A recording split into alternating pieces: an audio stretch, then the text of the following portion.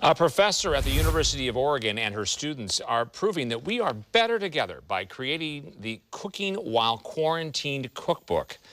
As Fox 12's Bonnie Silkman explains, it has turned into a way to help those dealing with the lack of food during the pandemic.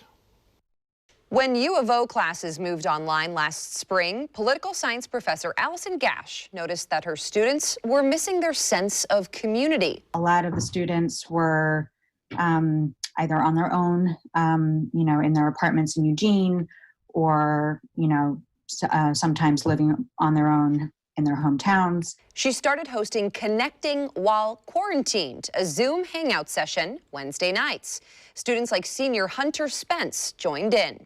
And while we were doing that, we realized we were all, like most people in the United States, trying to make sourdough starter and poaching eggs and doing all sorts of fun cooking. And so someone had suggested that we create a cookbook, and then we just ran with it.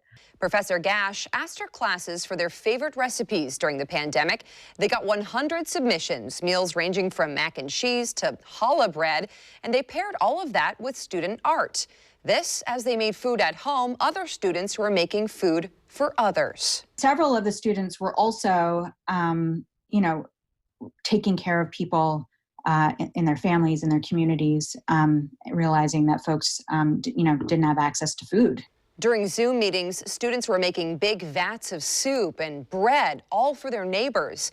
One even put out loaves on her doorstep for anyone to take. So they got an idea. We wanted to recognize the privilege of experimenting with food, that it was such a privilege to be able to try poaching an egg 10 times. So they made the cookbook free, but picked out 3 organizations that help families dealing with food insecurities. They encourage people to donate. At a time where it was trendy and hip to make food, we really want to recognize that for a good chunk of this country, it was a really, really trying time, and food was a really touchy subject. Professor Gash says there's something her students continue to teach her.